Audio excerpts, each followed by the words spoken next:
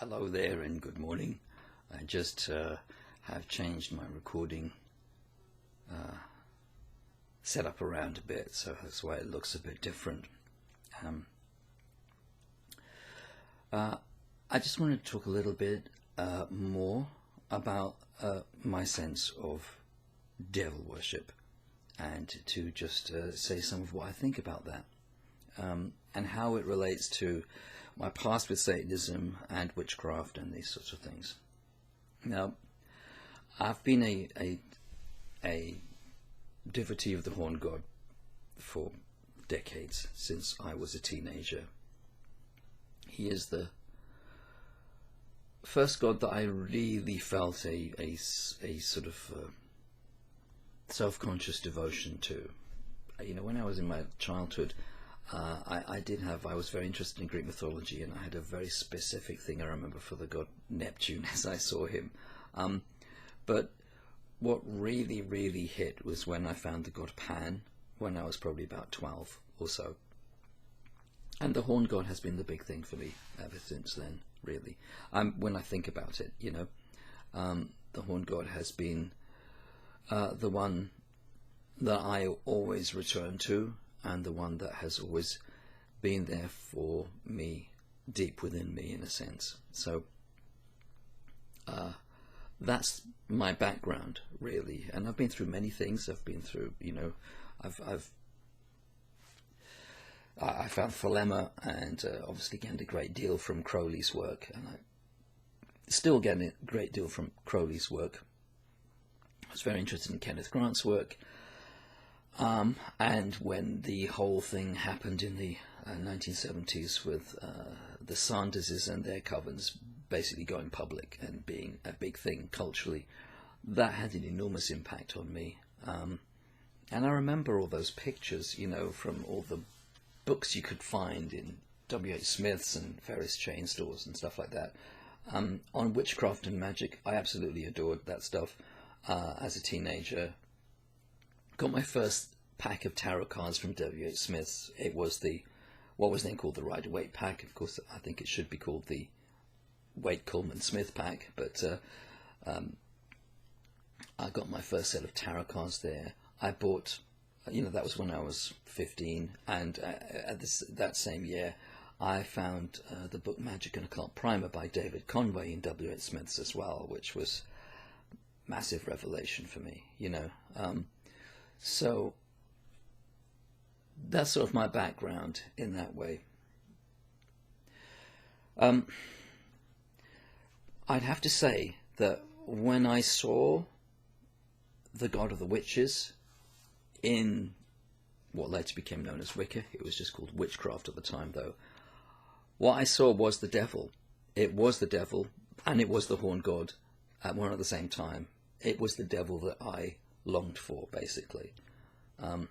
Before then, I remember, I think I had actually read some sort of like things like Dennis Wheatley, and it's very funny because Dennis Wheatley is a great writer. He's enormous fun, and he really invented pretty much, I think, the genre of the occult thriller, and a lot of his books, they were termed black magic, you know, adventures or novels or what have you, and they always dealt with Satanists and Satanism, and of course the Satanists were villains, but they were very attractive villains at the same time, and there was a great elegance to them, really.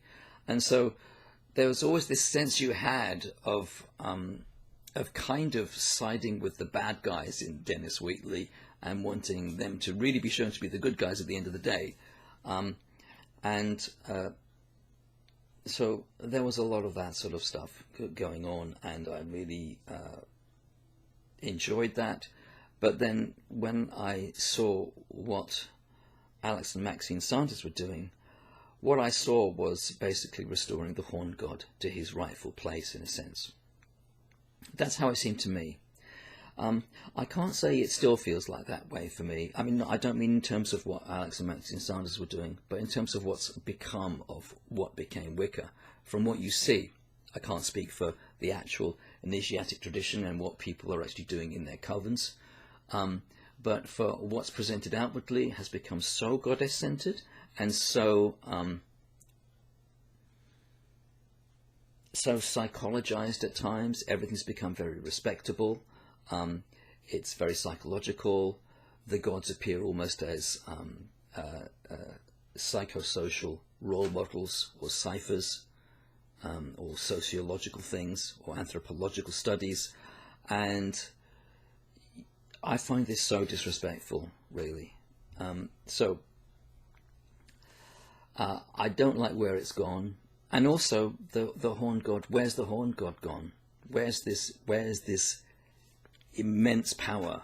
Where has he gone? Yeah, with the way people talk about it, it's almost as if he's like, well, we'll cut him down to size. We'll just castrate him and put him in a cupboard somewhere, and then we'll just wheel him out when we need that little bit of influence for something, and then we'll get rid of him again. And I don't like the Wiccan myth cycle. I dislike it.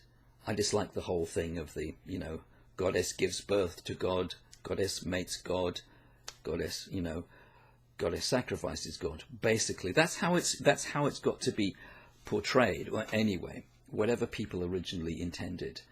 And, well, that's basically snuff incest. So I'm not really very interested in that myth. It doesn't seem particularly edifying. I think there's a lot going on there with people, which is essentially they are sacralizing what are really kind of like BDSM fantasies. And if you did that honestly, I'd say fine, but not with gods, yeah? That's not what gods are for. You do what you like in terms of your fantasies, but go and own them and play them out responsibly. But when you turn it into a myth cycle, I'm not interested. And so I am, to say the least, really turned off by what I see of modern Wicca. Yeah, it has no relation to the God that I have come into contact with or feel that I have. So I'm not interested in that. What I am interested in, though, is the sincere and devoted worship of the horned one, of the horned god. And so that's what interests me. And while you can see a lot of problems in all sorts of different areas, for instance, like I said, I was a Satanist, and there's a lot of Satanists, theistic Satanists I'm talking about, who actually seem very, very dysfunctional indeed. And that's a problem. That's a problem. However, I do really believe that there are people out there who are worshipping the horned god sincerely and with their heart, who are worshipping him in the form of Satan. And those people I have to salute and say, good on you. You're doing the right thing. So I don't look down upon anybody who's worshipping the horned god in the form of Satan. And in fact, everyone could do with acknowledging that the horned god is actually the devil, because he is. That's a very, very important part of him in our reality. So I would embrace those people, but it's a matter of sincerity, and it's a matter of also taking responsibility for yourself, because like I said, there's a lot of dysfunctional people, and unfortunately the internet has not helped things in any way. The internet has been done a great disservice to a lot of people, because rather than go on a search and look for the real material, what has tended to happen is people just do Google searches and they find whatever they come up with, and they think that that's it, and if it's free, all the better. That's not how it works. Yeah, nothing comes for free, and you have to work for stuff. You have to look for it, and if possible, find it physically. Yeah. Of course, the internet does have functions. It has basic communication functions, and if you treat it with a great deal of self-discipline, you can use it. But the potential it has to introduce a dilution and a degradation of content is very, very strong indeed. And that has to be taken into account. So it's one of those things. The internet has good and bad to it. The good is very significant. The bad is far greater quality, far greater quantity. Yeah, and the sheer quantity and the sheer lack of quality is a major factor in what the internet has created, in many ways. So it's up to you, basically. It's up to you. It all comes down to self-discipline, using things sparingly and with discipline. It's kind of like one of the reasons why I generally don't have comments on most of my videos, because this is not a good medium for having discussion. If you want to have discussion with me, you can find the links to my blogs, my Facebook page for the blogs as well, which I will put in this video too. If you want to enter into actual measured discussion on things, YouTube is not the place for that, though. And so I think that's about it for today, really. I just wanted to go into that thing about how I feel about the worship of the horn god, and that whoever is worshipping him sincerely, however they're doing it, I think that's worthy of respect, and it should be welcomed, as far as I'm concerned. You